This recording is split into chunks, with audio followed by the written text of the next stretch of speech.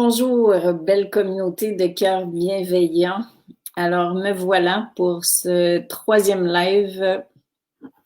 Je viens de réaliser que j'avais oublié de le programmer, donc ça se peut, c'est possible que vous soyez un petit peu plus tard que d'habitude pour me retrouver. Alors, je vous attends autour d'un thème qui me tient également à cœur et que j'ai hâte de partager avec vous. Donc, n'hésitez pas, pour ceux et celles qui sont arrivés, à me raconter comment ça va, si vous avez des questions par rapport à ce qu'on a vu jusqu'à présent, pour partager vos témoignages, vos commentaires, tout ça. Alors, salut, oubliez surtout pas de mettre vos noms si vous les avez pas ajoutés dans la plateforme de StreamYard, parce que je ne les vois pas. Alors, quand vous me dites un beau « hey » ou un beau « bonsoir » ou un beau « coucou », c'est chouette pour moi de pouvoir voir votre nom en même temps. Alors, pour l'instant, je vois le nom de Catherine, salut, Maude, une autre merveilleuse personne qui vient d'arriver, dont je vois pas le nom. J'espère que tu vas bien, Lynn, c'est Corinne. Oui, oui, oui, je vais bien, je te remercie, t'es gentille. Allô, Lucie. Salut, Christine. Merci d'écrire vos noms, c'est super sympathique. Allô, Louisanne. Super! Corinne, salut! Marie-Jo, coucou Marie-Alice, Carole, Citrine. Bonsoir du nord de la France. Salut, bonjour Francine.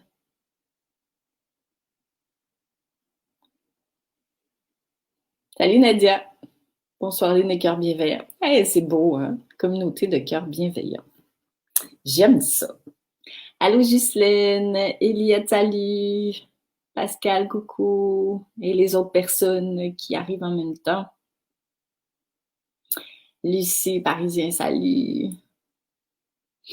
Allô Linda. Françoise, coucou.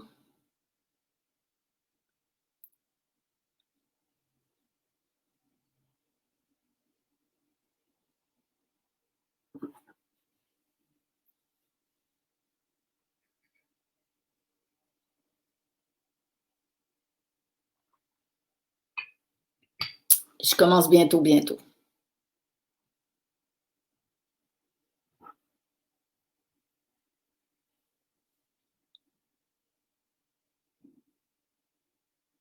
Salut! Je sais pas qui, je vois pas vos noms.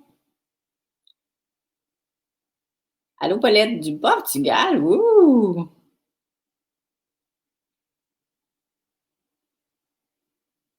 Nicole, salut.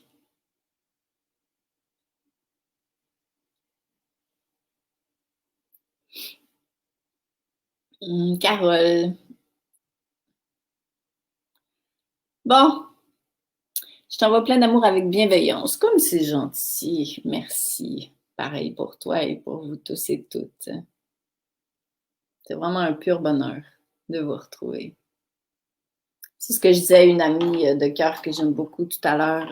Quel privilège de se retrouver comme ça en communauté avec des gens qui aspirent à la bienveillance. C'est un gros cadeau que je me suis fait et que vous me faites. Le but de Sierra Ville. Merci, c'est gentil ça. Peut-être Free Mind. Ah, c'est chouette. J'aime beaucoup ce que tu nous amènes. Ça nous fait méditer en profondeur. Ouais, ça brasse un peu, hein. Ça brasse pour le beau, au moins. Salut Marie. Allô Malène. Bon, tout ce dont tu parles résonne pour moi. Le plus difficile est la mise en pratique. Oui, je suis tellement d'accord avec toi.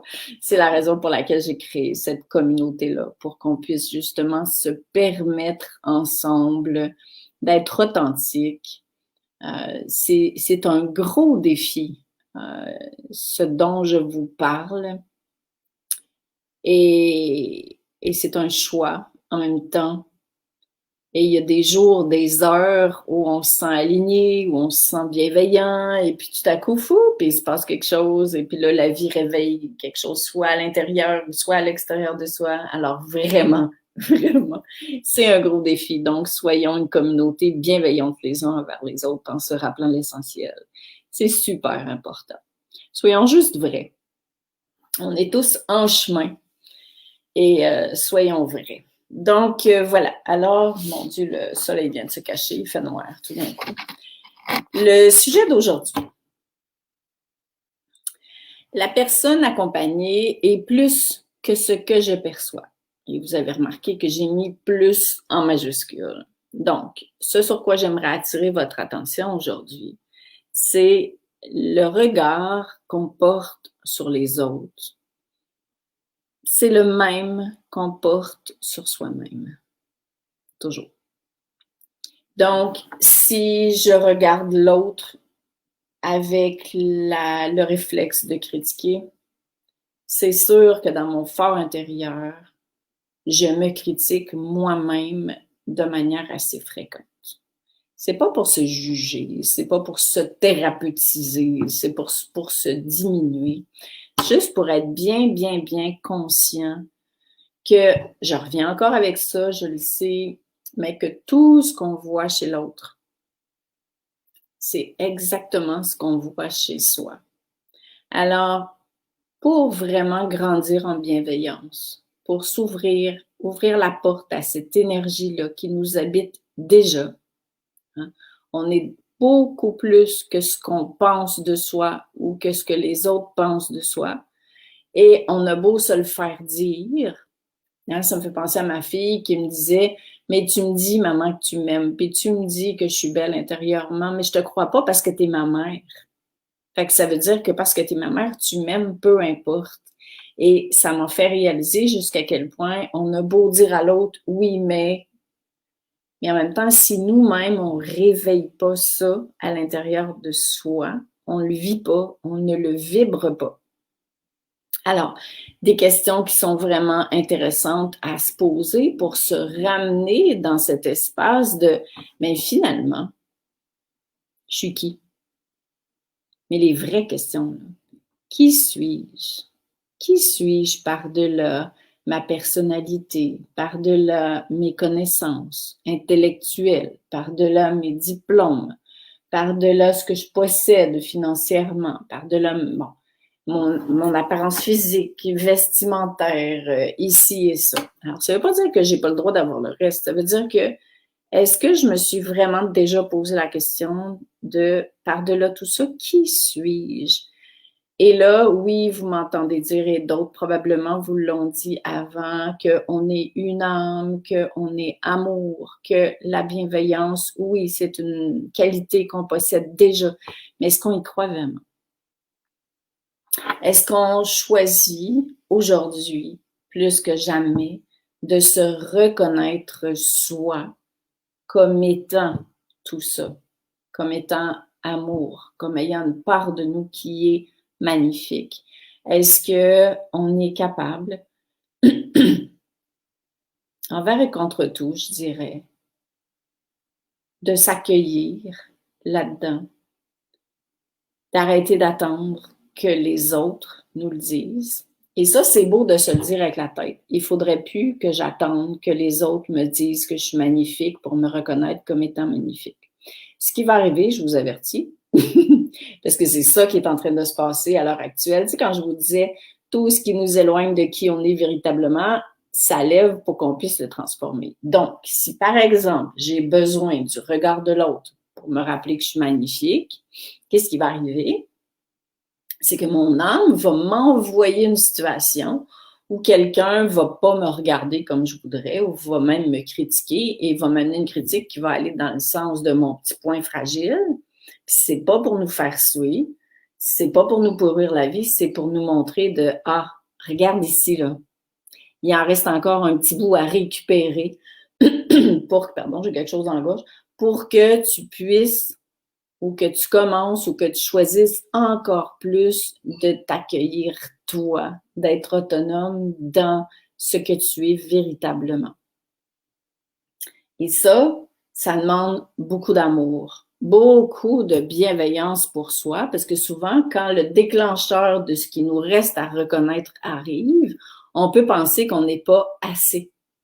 Et là, ce qui va arriver, hein, on revient avec le sujet de l'autre jour, c'est que si on tombe dans cette autocritique-là, nécessairement que quand quelqu'un d'extérieur va faire la même chose, on ne pourra pas ou on va avoir plus de difficultés à être bienveillant à son endroit parce que quand ça nous est arrivé, ça a été difficile pour nous d'être bienveillant par rapport à l'expérience, bienveillant par rapport à l'autre qui est venu nous montrer ce qui nous restait à renforcer, bienveillant par rapport à cette part-là de moi que je pensais enfin finaliser. Tu sais, souvent, on voudrait arriver quelque part, dans le fond, c'est pas le but de la vie. Donc, tu sais, on se dit, ah oui, ça, j'ai travaillé fort là-dessus, ça y est, tu vois, je pense que je m'aime plus qu'avant. Là, fou, puis il arrive quelque chose. Donc, être bienveillant avec la part de soi qui se décourage, qui reconnaît que, ah oui, hein, c'est vrai que j'ai encore envie de plaire un peu, puis ah, c'est vrai que je me suis laissée charmer, puis oh my God, c'est vrai que je suis tombée dans l'émotion parce que quelqu'un m'a dit que je n'étais pas assez ci ou pas assez ça. Ou c'est vrai que je me suis... Bon. Alors, vous comprenez ce que je veux dire. Donc, je reviens avec l'exemple d'hier, de revenir à l'intérieur de soi, d'être conscient de ce qui se passe à l'heure actuelle, c'est-à-dire que tout pète à l'intérieur et à l'extérieur, mais pour qu'on récupère les morceaux pour devenir autonome. C'est ça, retrouver sa souveraineté. C'est prétexter tout ce qui se passe dehors. Donc là, c'est comme si ça revole en morceaux. Puis là, tu reprends chaque morceau, puis tu t'auto-accompagnes de l'intérieur. Tu te donnes finalement ce que tu voudrais que les autres te donnent. Tu redéfinis ce qui se passe autour qui ne fait pas ton affaire. Tu choisis de garder ta vibration élevée pour toi d'abord, parce que sinon tu coules en dessous des émotions puis du mental qui se réjouit de tout ça. Et parce que, on le sait, on ne fait pas de bien à personne. Pas qu'on fait du mal quand on est là-dedans, mais que c'est en ayant une vibration élevée qu'on va pouvoir soutenir l'élévation du monde actuel. Donc là, on le fait comme, OK, là, c'est pas juste pour moi, parce que souvent, par amour pour soi, on le fera pas. Mais quand c'est par amour pour le monde, quand on réalise que le monde, le plan divin a besoin de nous, la Terre a besoin de nous, c'est comme si on se bouge plus à faire, OK, je vais devenir une grande fille, là. Tu sais, la sage qui rassure la petite. La sage qui enveloppe avec bienveillance la petite qui tout à coup se décourage, la petite qui s'est inquiétée, la petite qui est tombée dans l'émotion, la petite qui est tout ça. Alors, qui sommes-nous? Et là, vraiment, décider qu'on choisit de s'accueillir dans son humanité et dans sa divinité avec bienveillance. Je pense que c'est un gros bout qui nous manque, ça. Vous avez compris, mes amis les Français, ce que j'ai dit là. C'est un énorme morceau qu'on ne nous a pas enseigné, c'est-à-dire à accueillir notre humain dans ce qu'il vit, particulièrement en ces temps-ci, dans ce qu'il est en train de rencontrer, dans ses peurs, dans ses doutes, dans ses blessures, dans ce que les autres nous rappellent. Et là, plus j'accueille mon humain avec bienveillance, plus je l'enveloppe. Je ne dis pas qu'il faut tomber dans la complaisance, mais on voit clair, dans l'humain, mais on a aussi compris qu'il y a un divin à côté.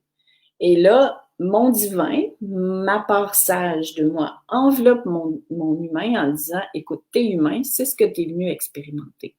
Maintenant, qu'est-ce que tu choisis de faire avec ça? Et là, ensuite, ben, c'est la sage qui prend la relève. Et là, c'est à nous de choisir, de redéfinir qu'est-ce qui se passe à l'heure actuelle. Alors, de le voir comme une pièce de théâtre hein, à laquelle on est venu participer, contribuer. Et là, on se donne nous-mêmes nos propres incitatifs qui vont faire en sorte qu'on s'élève. Et là, je ne sais pas s'il y en a plusieurs d'entre vous qui vivez tout seul comme moi, mais le défi est encore plus grand. Mais ça dépend. Peut-être que vous vivez avec quelqu'un, puis cette personne-là, vous ne pouvez pas nécessairement parler avec elle de ça. Peu importe, chacun a ses défis. Et on est vraiment appelé à s'accompagner soi-même avec beaucoup, beaucoup, beaucoup de bienveillance. Et si vous ne pouvez pas voir pendant que vous vivez des choses difficiles que vous êtes plus que ce que vous vivez, vous ne pourrez pas le voir chez l'autre. C'est pour ça le thème d'aujourd'hui. C'est que finalement, ce que vous voyez chez l'autre n'est que le reflet de ce que vous voyez chez vous. Alors, si vous traversez quelque chose de triste, de lourd, et puis que vous vous accueillez là-dedans, mais que vous vous donnez les moyens de le transformer pour continuer de vous élever, quand vous allez être témoin de quelqu'un qui vit ça, vous n'allez pas avoir le réflexe de sauver l'autre. Parce que vous allez vous souvenir que l'autre est plus que ce qu'elle pense, que l'autre est plus que ce qu'elle vit. Alors, c'est des questions plus que jamais qui sont primordiales. Qui suis-je? Qu'est-ce que je suis venue faire sur Terre? Ah oui, d'accord. Ça, j'en parle depuis le début de notre semaine.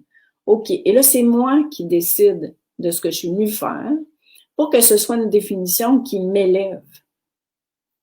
J'en ai déjà parlé dans d'autres circonstances. Le Dalai Lama même disait « Toute religion, toute croyance n'est qu'un levier pour t'amener quelque part. » Alors, je décide de qu'est-ce que je suis venue faire sur Terre. Évidemment, je peux décider de croire, comme vous avez choisi de suivre ça cette semaine, qu'on est venu participer à cette grande transformation-là. On est venu choisir de s'élever pour que le monde s'élève. On est venu se souvenir qu'on est magnifique parce que sinon, on ne peut pas s'élever. Donc, ça nous oblige, ça nous incite, en tout cas fortement, à grandir, puis à se bouger, puis à se ramener, puis à se rallier comme on fait ensemble. Alors, c'est comme si toutes ces belles affaires-là, ça ne peut plus devenir des belles intentions. On est rendu quelque part où on doit incarner ce qu'on disait depuis longtemps. Pas parfaitement. Humainement divin et divinement humain, avec bienveillance pour l'humain qui est en train de se rapprocher de son divin. Et ça, c'est vraiment, vraiment, vraiment primordial. Alors, quand je disais tout à l'heure, qui suis-je? Alors, je peux me prêter au jeu. Donc, vous l'avez dans votre questionnaire. Vous avez en tout cas des pistes de questions pour vous amener à réfléchir là-dessus. Voyons. Bon, et là, dramatisez pas, mais dites-vous, si jamais aujourd'hui, je perdais mes biens matériels. OK. Qui serais-je? Hein? Est-ce que je penserais que je suis rien? Est-ce que si quelqu'un me disait que j'ai pas réussi dans la vie parce que tout à coup j'ai perdu mes biens matériels à cause de la situation actuelle ou de d'autres choses, est-ce que je serais capable de me rappeler que je suis plus que ce que je possédais? Si je me sépare, est-ce que je suis capable de me rappeler que je suis plus qu'un conjoint, qu'une conjointe? Et c'est intéressant de s'installer dans l'exercice, pas pour avoir peur de perdre l'autre, parce que là, on rentre dans quelque chose de négatif, puis notre vibration baisse, mais juste pour faire, ah oui, si je suis pas ça, je suis qui? D'accord. Et la vie n'est que détachement. D'ailleurs, je pense que je vais changer le sujet de mon live de demain parce que ça m'apparaît encore plus important de parler de ça. Donc, qui suis-je par-delà mon intellectuel, mes connaissances? Si je suis quelqu'un qui se définit, qui se présente toujours à partir de la tête, toujours à partir de ce que je sais, ce que j'ai appris. OK? Mais qui suis-je par-delà tout ça? Et je vous dirais que c'est un exercice hyper important parce que quand j'accompagnais les personnes qui étaient atteintes de la maladie d'Alzheimer, il y en a même qui, parce qu'ils ne gardent pas leur mémoire tout le temps, qui me disaient « Oh my God, c'est vrai que je me suis toujours définie à partir de mes connaissances. Et là, tout à coup, maintenant que mon mental s'en va, c'est mon cœur qui est appelé, une autre forme d'intelligence qui est appelée à prendre le relais. » Même un monsieur qui avait le cancer du cerveau, tout jeune dans la quarantaine, qui m'avait dit la même chose. Moi qui ai voulu tout savoir toute ma vie, ben il fallait bien que ce soit ma tête qui s'éteigne pour que mon cœur il prenne le dessus pour le reste de ma vie. Alors, ça veut dire ça que quelqu'un qui est capable de me dire ça, c'est son cœur qui vient de me parler parce que c'est son cœur qui a cette connaissance-là. Alors, ça ne veut pas dire que les connaissances, c'est pas bon, mais qui suis-je par-delà mes connaissances? Et je vous le dis, plus vous allez vous poser ce genre de questions-là, plus vous allez arriver à voir l'autre par-delà ça. Parce que quand vous allez voir quelqu'un qui a une personnalité qui vous convient pas ou qui vous dérange, si vous êtes complètement accueilli dans votre personnalité, puis vous le savez que vous êtes plus que votre personnalité, vous allez être capable de dépasser ça chez l'autre. Ça ne veut pas dire que vous êtes obligé de l'inviter chez vous si quelqu'un est désagréable puis il vous dit des choses qui ne vous conviennent pas. Mais ça veut dire que vous allez être capable de voir l'âme, de voir la lumière par-delà ce que l'autre vous laisse paraître. Alors, c'est un exercice qui commence par soi. Donc, me poser la question et en même temps m'habituer, quand je regarde une autre personne, à faire « OK ». Quelqu'un qui s'habille super mal, par exemple, quelqu'un qui a les cheveux gras, quelqu'un qui parle vraiment de façon, bon, il me vient des exemples en tête, là, mais qui jure tout le temps, que j'aurais tendance à juger. Regardez ça. Et là, essayez de vous imaginer ce qu'est la personne par-delà ça. Parce qu'on ne connaît pas sa vie, on ne connaît pas son histoire, on ne connaît pas son passé. Donc, accueillir l'autre avec bienveillance, c'est aussi ça que ça veut dire. C'est se souvenir que l'autre est beaucoup plus que ce que je perçois de lui ou d'elle. Pas obligé d'être mon ami, mais en quoi je choisirais de juger parce que mes valeurs à moi ne conviennent pas avec les valeurs de quelqu'un d'autre. Par exemple, si vous êtes à l'heure actuelle dans cette conscience-là dont on parle ensemble et que vous vous retrouvez avec quelqu'un qui, mon Dieu, qui est vraiment dans cette lecture de la réalité, qui se pose pas du tout de questions, qui choisit de juger les gens qui parlent de liberté, qui sont beaucoup dans leur tête ou qui veulent pas voir plus grand que tout ce qui se passe. Mais c'est sûr que si vous passez votre temps à vous dire « là, je comprends pas le monde qui se réveille pas, puis s'il se réveillait, peut-être que notre monde il serait meilleur. » OK. Mais ça veut dire que déjà, moi, je suis en train de vouloir que les autres soient différents. Quand je suis en train de vouloir que les autres soient différents, je suis déconnectée de moi. Donc, je suis en l'autre, voulant que l'autre soit pas comme ça pour que ma vie à moi soit meilleure puis que la vie de la Terre soit meilleure. Donc, est-ce que je peux juste comme accueillir avec bienveillance là où est l'autre sans rien d'autre? Sans rien d'autre. Parce que ce que je me rappelle, c'est que je peux pas amener quelqu'un quelque part. Je peux pas changer quelqu'un. Donc, moi, ce que je peux changer, c'est qu'est-ce qui fait que ça me dérange tant que les autres se réveillent pas? Ah, et voilà. Donc là, je regarde en moi. Qu'est-ce qui fait que ça me dérange tant que les autres se réveillent pas? Ah oui, bien, soit c'est parce que ça me fait peur, ce qui va arriver. Ah oui, mais c'est parce que, bon, la vie serait plus belle, ça serait plus simple, ça serait plus beau, ça serait moins dérangeant. D'accord. Donc, qu'est-ce qui fait que... Et là, plus je ramasse ces morceaux-là, puis que je récupère tout ça, puis que je nourris moi-même ce que je voudrais qu'il se passe dehors pour que moi, je sois bien, je deviens aussi bienveillante. Je suis pas ni d'accord, ni pas d'accord. Je suis bienveillante dans le sens où j'accueille les autres là où ils sont, sans vouloir les amener quelque part, parce que je me rappelle qu'ils sont plus que ça. Je me rappelle qu'ils n'ont pas le même timing que moi. Je me rappelle qu'ils n'ont pas le même plan de vie que moi. Puis je me rappelle que même si je m'occupe de tout le monde, ils vont pas changer. Le monde va changer s'il m'occupe de moi. Donc, vraiment, la personne, elle est beaucoup plus que ce que je perçois parce que l'autre, elle est aussi divine comme moi. Même si elle fait pas ce que je pense, même si elle fait pas ce que je voudrais, tout le monde est divin. Mais tout le monde a un libre arbitre. Donc, chacun décide de ce qu'il fait au moment où c'est bon pour lui. Donc, ça revient à dire que le meilleur exemple que je peux donner, la meilleure vibration que je peux vibrer, c'est celle de la bienveillance, mais envers toutes ces parts de moi qui se réveillent par rapport à ce qui se passe à l'heure actuelle. Et plus je deviens bienveillant, plus mon cœur dégage une énergie de bienveillance et plus l'autre, comme on s'est dit hier, contacte cette bienveillance-là qui reste, c'est une semence de bienveillance qui est déposée, et on n'a aucune idée de ce que l'autre va en faire, ni comment ça va se faire. Et c'est là où on revient à plus grand que soi pour se souvenir que chacun est connecté. Mais je ne suis pas responsable du monde entier. Je suis responsable de ce que je fais, de ce que je vis. Et c'est exigeant, je vous l'accorde.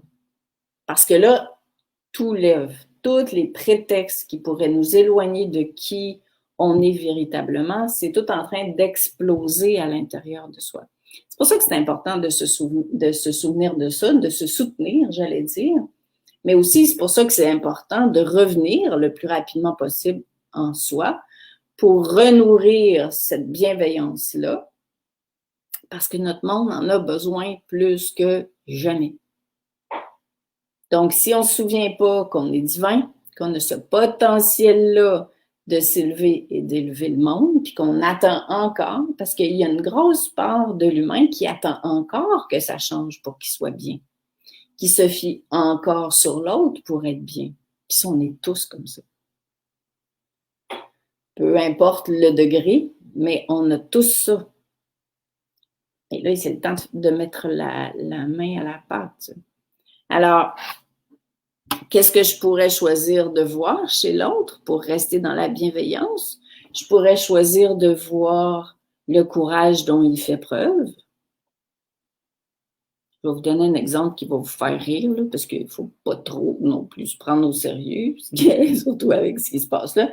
Mais si vous voyez, par exemple, quelqu'un qui est très, très, très en bon point, qui court, okay? Qui fait du jogging, ben là, vous pourriez dire, franchement, tu sais, si la partie jugeante s'allume, ou bien on peut se dire, waouh, ça demande quand même beaucoup de courage de courir comme ça devant tout le monde avec toutes les parts de son humain qui bougent, tu vois, pour sa santé.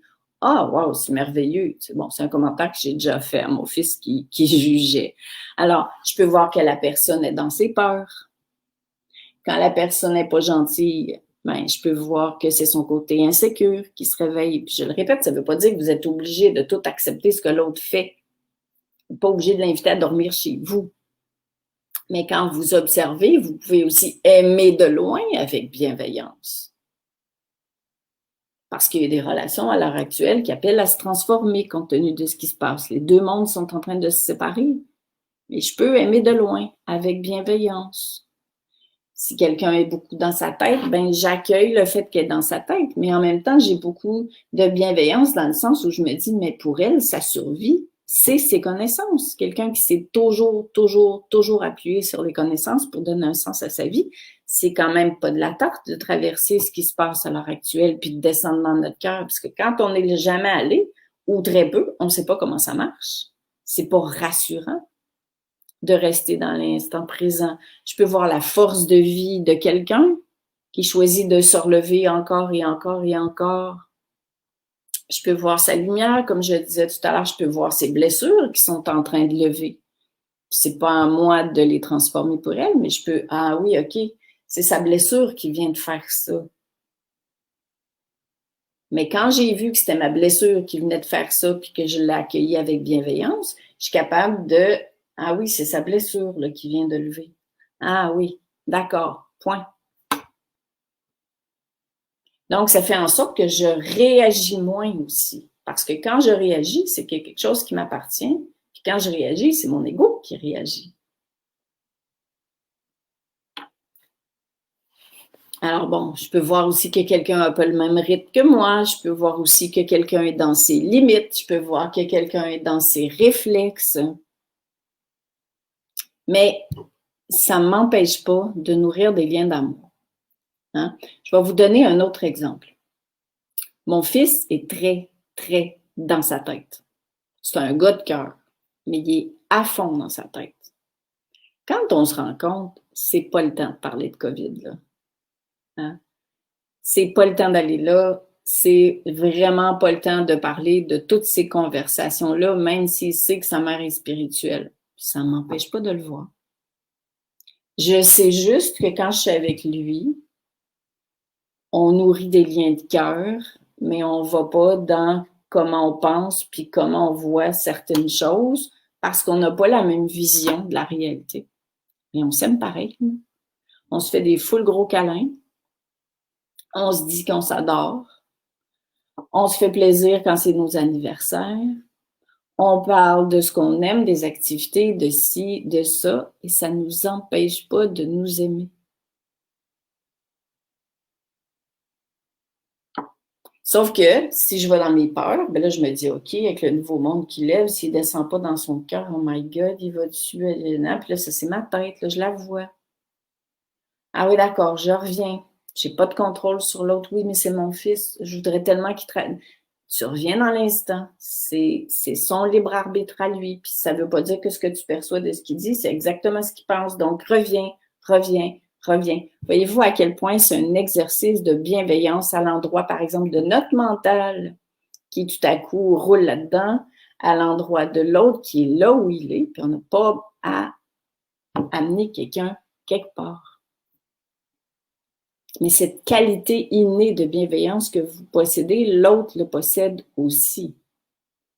Mais en dessous des voiles, en dessous des mécanismes qu'on a mis en place, pas évident quand on a mis plein de mécanismes de défense en place pour se protéger de la vie, pour composer avec l'existence, avec les blessures, avec les manques d'amour qu'on a eu avec ça. Puis là, tout à coup, ben, parce que c'est le nouveau monde qui arrive, il faut lâcher tout ça. Donc, c'est normal qu'on résiste.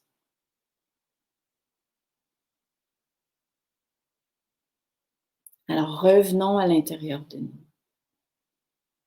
Et souvenons-nous que nous sommes beaucoup plus que ce que nous vivons, surtout à l'heure actuelle. Qu'on est beaucoup plus que nos émotions, on est beaucoup plus que notre mental, on est beaucoup plus que notre personnalité, que nos connaissances. Qu'est-ce qu'on est? On est divin. Donc oui, cette fameuse souveraineté-là, ça veut dire récupérer qui on est et choisir d'y croire. Et surtout, choisir un pas à la fois de l'incarner, de se donner les moyens de l'incarner. Parce qu'on ne peut pas juste se le dire, on doit mettre en place des choses pour que notre corps, notre humain, commence à se souvenir qu'il est divin. C'est sûr que si vous écoutez les nouvelles toute la journée, puis que vous côtoyez des gens qui sont négatifs tout le temps, c'est difficile de vous souvenir que vous êtes plus que ça. Donc, c'est à nous de faire des choix. Plus que jamais ces temps-ci, je fais du yoga, je médite, je vais marcher.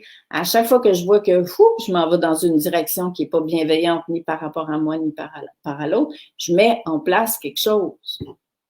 On a besoin d'outils, pas des outils super compliqués, mais plus que jamais, la méditation, côtoyer des personnes qui nous élèvent, faire partie de groupes comme ici, écrire, yoga, peindre, dessiner, danser, tout ça vraiment, mettre en place ce genre d'affaires-là. Et là, plus on va mettre des choses en place quand on ne va pas se souvenir qu'on est plus que tout ça, plus notre humain va commencer à s'en souvenir. C'est pas quelque chose qu'on peut décider avec la tête. Il faudrait bien que je me souvienne que je suis plus que ça. Ça marche pas. À chaque fois qu'on se sent comme étant pas plus qu'on est, bon, moins, que nous sommes véritablement, on met quelque chose en place. Donc, on réencode. On parle à plus grand que soi, on se rappelle qu'on n'est pas tout seul, on appelle quelqu'un, mais on évite d'être pris en charge. On s'auto-prend en charge. Et je vous le promets, à chaque fois que vous allez mettre quelque chose en place dans votre vie, surtout quand vous n'allez pas bien, soit que vous êtes prise sous l'émotion, soit que vous pensez, soit quelqu'un vous a dit que vous n'étiez pas suffisant, ci, ça. Chaque fois que vous allez mettre quelque chose en place pour vous souvenir que vous êtes plus que ça, c'est toutes vos cellules, votre ADN qui va s'en souvenir. C'est comme si vous allumez une lumière à l'intérieur de vous à chaque fois. Donc, ça finit par être un arbre qui est allumé. À chaque lumière que vous allumez, vous vous souvenez que vous êtes plus que ce que vous pensez, que ce que vos parents vous ont dit, etc., etc.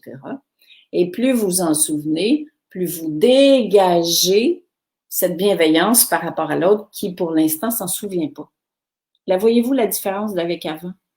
C'est qu'on est vraiment appelé à devenir ce qu'on dit, à mettre en place ce qu'on voudrait qu'il arrive, à transformer en soi ce qu'on n'aime pas chez l'autre.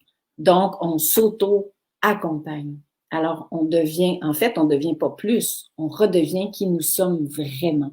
On réallume toutes ces lumières-là qui se sont un peu éteintes ou qui sont fragiles. Ça me fait penser comme à l'arbre de Noël, là, tu sais, quand on a une lumière qui brille pas, ben on fait juste tourner l'ampoule, puis là, elle est revenue. Tu vois, ben c'est ça qu'on est en train de vivre à l'heure actuelle.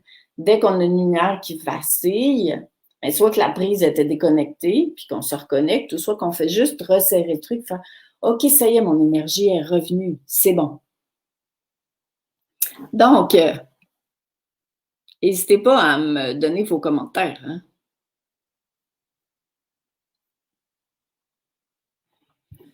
Je me suis vue faire ça cet après-midi. On est tellement toutes là-dedans. Là. D'ailleurs, la personne avec qui je parlais tout à l'heure, avant d'animer ce live-là, c'est une personne qui est une enseignante très, très, très connue. Puis ça peut vous rassurer, elle est là-dedans, pareil comme la plupart d'entre nous. On est toutes dans ça. L'idée, c'est pas de pas y aller, c'est est-ce qu'on va être capable de se souvenir qu'on est plus que ça, puis d'être autonome. Je sais que j'arrête pas de radoter, mais c'est quand même ça. C'est en plein mon étape du moment. Ouais, bienvenue dans le club, Eve. Sylvie, tu dis merci, Lynn, à nous tous, les travailleurs de lumière que nous sommes. Quel privilège de contribuer à faire une différence bienveillante dans l'humanité. Effectivement, les gens sont tellement plus grands que ce qu'ils croient. Je travaille en santé mentale depuis 38 ans et le contact de cœur à cœur fait que j'aime profondément cette clientèle. Merci. Merci pour toi, merci pour eux. Et j'en profite, je vous raconte une petite histoire comme ça. Je ne sais pas si vous connaissez Elisabeth Kubler-Ross, qui est une auteure américaine décédée aujourd'hui, mais qui a écrit plein de bouquins. Et puis elle a beaucoup dérangé du temps de son vivant. Et quand elle est morte, ils l'ont tout encensée, évidemment. Et elle racontait qu'ils avaient fait, parce qu'elle procurait en psychiatrie à peu près la même attention que toi, Sylvie, à ses patients, puis elle passait pour une folle parce que c'était le savoir-être qui était mis en avant, cette bienveillance-là par-delà les compétences. Et ils avaient fait une étude dans cet hôpital psychiatrique à savoir qui était la personne référente la plus significative pour les patients de cet hôpital-là. Et ce qui est très drôle, c'est qu'il y avait genre tous les médecins qui étaient nommés, puis tout ça, tu vois, les grands chercheurs, plein de diplômes, tout ça. Bon, j'ai rien contre, j'en ai plein moi aussi, mais... Et finalement, celui qui avait eu la cote, c'était le jardinier, parce que c'était celui qui écoutait les gens sans attente, sans condition, sans jugement de leur situation, qui les jugeait pas même s'il y avait une crise, ou qui tout à coup perdait contact avec la réalité, mais le cœur de ces patients-là se souvenait que c'était cet homme-là qui était le plus réceptif, le plus bienveillant à leur endroit.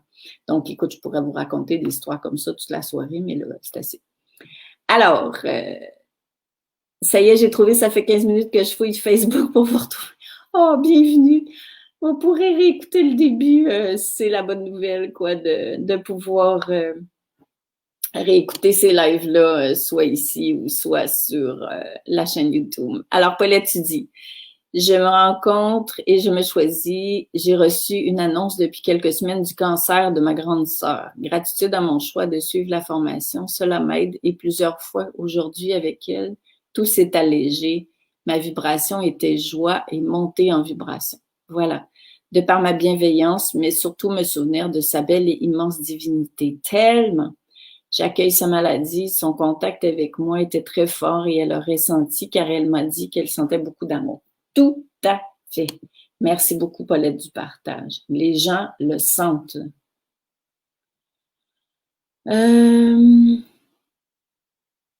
C'est un ajustement de chaque instant. Tellement, tellement. C'est comme si on est des funambules. Mais la bonne nouvelle, c'est que tous nos fils sont les uns à côté des autres. Donc, on peut quand même se tenir la main, même si on est tout seul sur notre fil. Est-ce que donner des pistes peut nuire à la bienveillance? Ça, je vais en parler beaucoup dans la formation qui va suivre. Et ça me fait plaisir de répondre ici. Personnellement, et ce que je propose, c'est de donner des pistes quand l'autre me le demande. Parce que des fois, l'autre n'est pas prêt à avoir des pistes. Et quand la personne est prête, ce que mes années et années et années d'expérience m'ont montré, c'est qu'il nous pose la question. Qu'est-ce que tu penses que je pourrais faire? Ou toi, est-ce que tu as des façons de faire qui pourraient m'aider? Ou papa. Ou on peut lancer la canne à pêche, si on veut, la ligne, puis dire, écoute, si jamais, moi j'essaie des trucs, si jamais tu as envie que je t'en parle, ça va me faire super plaisir. Mais éviter de ce n'est que ma proposition. Tout ce que je dis ici, ce n'est pas la vérité. C'est à votre cœur de décider si ça vous parle ou non. Et évitez de dire tu devrais faire ça ou tu devrais pas faire ça. Micheline, dans les lois cosmiques, il faut respecter le degré d'évolution des gens. Moi aussi, je voudrais que mes amis soient rendus à la même place que moi et ce n'est pas ça qui se passe complètement. Et ce que j'ai remarqué avec le temps, ça a été long avant que j'apprenne, là, mais c'est que quand on ne veut pas amener quelqu'un quelque part, l'autre le sent et l'autre se sent respecté. Et ce qui est merveilleux, c'est que quand l'autre est prêt, vers qui va aller vous pensez? Vers celui ou celle qui l'a respecté quand il n'était pas prêt. Ça fait des années que j'observe ça et que je vis ça et ça se passe à tout coup. Donc, c'est vraiment merveilleux. Se rappeler qu'on est une personne divine, oui, et surtout le réveiller à l'intérieur de soi par des moyens. Parce que si on se le rappelle juste avec la tête, ça ne marche pas. Ben, en fait, le rappeler avec la tête puis le faire descendre avec un outil. Nous sommes en fait l'enfant qu'on a en nous qui veut vivre. Ben oui, clairement, l'enfant divin. Hein? Merci pour ces trucs simples. Tu sais, ce que je me rends compte, c'est ce qui est le plus simple, qui est le plus grand défi à incarner. Tu sais, on peut adhérer à des super techniques fantasmagoriques puis tout ça, mais c'est quand on est tout seul avec soi-même que le défi arrive de voir si est-ce que je fais ce que je dis, est-ce que je fais ce que j'ai appris, que je trouvais qu'il y avait du sens. Quand je ne vais pas bien, est-ce que j'ai le réflexe de mettre en place tout ce que je savais que je devais mettre en place pour aller mieux? Et souvent, la réponse, c'est non, parce que je m'aime pas assez. Puis c'est normal parce qu'on est venu grandir en amour. Donc, c'est pour ça que la grande qui accompagne la petite, la sage ou le sage qui accompagne l'humain, c'est hyper important parce qu'il y en a un qui doit se tenir debout pour accompagner l'autre. Je partage ton point de vue. Quand nous étions dans la période de confinement, je me suis mise à écrire des poèmes qui ont été diffusés dans les maisons de retraite. J'ai dit maison de retraite parce qu'ici, c'est comme ça qu'on appelle ça. En plus de faire ce que j'aime, je me suis sentie utile et ressenti une communion autour de moi. Un très beau cadeau pour moi. Merci de ton partage. Alors, c'était le sujet d'aujourd'hui. Je vais rester un petit moment pour voir si vous avez des questions. Alors, n'oubliez pas que l'autre est plus que ce que vous voyez, à commencer par vous-même. Ça a l'air peut-être d'une phrase bien évidente pour votre mental, mais est-ce qu'on le fait au quotidien? Est-ce qu'on est capable de le faire? Demain, l'amour peut tout et guérit tout. Sacré thème, hein? Je vais vous raconter ce que j'ai expérimenté et ce qu'on m'a enseigné par rapport à ça. Pas des enseignements théoriques, des enseignants vivants. Donc, demain, on se parle de ça. Alors, je vous laisse le soin, si vous le sentez toujours, de faire l'exercice dans votre carnet de bord. C'est très important de mettre tous nos sens humains à contribution dans cette introspection-là pour voir plus clair en soi. Je l'ai déjà dit la première rencontre, je le sais, mais plus on voit clair à l'intérieur de soi, plus on est capable d'envelopper avec bienveillance ces parts humaines de soi qui ont besoin d'amour. Donc, c'est pas de voir clair pour se juger, c'est de voir clair pour mieux s'accompagner avec bienveillance pour ensuite être capable de laisser cette bienveillance-là se diffuser de soi vers le cœur de l'autre. Alors, ça se passe des deux côtés. Puis je peux m'accompagner en même temps que je sème la bienveillance. Ça, c'est d'une évidence. Attendez pas d'être parfait pour rayonner la bienveillance. on va se retrouver dans une prochaine vie, puis on va se dire, oh my God, je n'avais pas pensé qu'il fallait pas que je sois parfait. Donc, attends un petit peu, il y a un autre commentaire. Le meilleur exemple, c'est Dieu, il nous aime tel que nous sommes, avec aucune différence. Il nous accompagne avec tout son amour. Donc, connectés à lui, nous sommes à la bonne place. Merci de ton commentaire. Pour plusieurs personnes, c'est compliqué ça, parce qu'il y en a beaucoup qui ont une crotte sur le cœur par rapport à Dieu. Hein? Et c'est pour ça qu'il y a beaucoup d'introspection, de changement de référence, de si pour quelqu'un, Dieu, ça y parle pas, de dire, OK, comment je pourrais le définir autrement? C'est toutes des choses que ceux et celles qui vont poursuivre avec l'autre formation où on va aller plus en profondeur. Mais pour le moment, je pense que c'est déjà pas mal. Christine, tu dis, qu'en est-il des dépendances qui modifient le discernement? Comment toucher le divin chez un alcoolique? En fait, si j'ai bien compris ta question, Christine, on ne peut pas toucher le divin chez quelqu'un d'autre. On peut ou toucher le divin à la place de quelqu'un d'autre, mais se rappeler que même quand quelqu'un a une dépendance à l'alcool, il a à l'intérieur de lui cette part qui est divine. Sauf que les dépendances, en tout cas, ce que j'ai appris à l'université quand j'étais plus jeune, hein, puisque la vie m'a dit, parce que il y a aussi des personnes dans ma famille qui sont concernées par cette situation-là, c'est qu'au fond, mais toute forme de dépendance vient combler un vide à l'intérieur de soi. Donc, finalement, c'est une blessure. Alors, si on accueille l'autre à partir de sa blessure, avec bienveillance pour sa blessure, et qu'on sait que l'autre est plus que ça, donc derrière la blessure qui fait que l'autre a un problème de consommation, il y a une part divine, mais on ne le regarde plus de la même façon.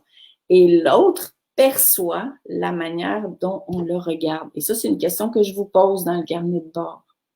Souvenez-vous que les gens que vous côtoyez perçoivent le regard que vous posez sur eux. Et oui, vraiment. Donc, si par exemple, et là je ne dis pas que c'est ton cas, mais si j'ai par exemple bon, je vais prendre mon exemple à moi comme ça, je ne vais pas extrapoler quelque chose que vous n'avez pas dit, mais mon frère qui a des problèmes d'alcool, quand je le vois, je me souviens qu'il est plus que ça. J'essaye pas de l'amener ailleurs puis de dire c'est pas drôle ce qu'il vit puis seulement échanger, ça ferait moins de troubles dans la famille. Alors, je l'accueille tel qu'il est. Je le vois comme étant plus que ce qu'il est et je fais confiance à son âme puis à son humain qui fait que s'il le choisit, il va pouvoir transformer, ce qui fait en sorte que il va remplir ce vide-là par l'alcool. Je le remets à plus grand que moi parce que sinon, je veux le prendre en charge ou je veux le changer pour l'aimer. Puis je peux pas changer quelqu'un pour l'aimer. Donc, j'aime ce qu'il est au niveau divin. Et je demande à plus grand que moi de veiller sur lui et je sais qu'il y a un libre arbitre. Puis en même temps, ben, si je veux pas trop tout prendre ça au sérieux, ben, je me dis, ben, coudonc, une vie, ça passe comme un pet, fait que s'il le fait pas là, il reviendra pour le faire. Qu'est-ce que tu veux? C'est ça qui fait que je ne m'accroche pas trop non plus à vouloir pour l'autre. Je sais pas si j'ai répondu à ta question, sinon tu pourras m'écrire. Carole, en soins palliatifs, j'ai accompagné des personnes à partir. Oh my God. Et la bienveillance était primordiale. L'amour, l'accompagnement était essentiel. J'ai vu des personnes partir avec le sourire. Ouais, tellement d'accord avec toi. Moi aussi, c'est pareil. Après ça, le défi, c'est quand quelqu'un de proche s'en va. Est-ce qu'on est capable d'avoir la même lecture que si c'est mon mari, ma mère, mon enfant qui est en train de mourir? Puis après ça, c'est quand moi je vais mourir, parce que ça va arriver, est-ce que je suis capable d'avoir la même paix dans mon cœur, le même sourire, parce que je me souviens que je ne suis pas le corps qui reste ici. Voyez-vous la séquence? Ça, c'est vrai, le regard est perçu par l'autre et spécialement avec les enfants. Tous les gens perçoivent comment vous les regardez.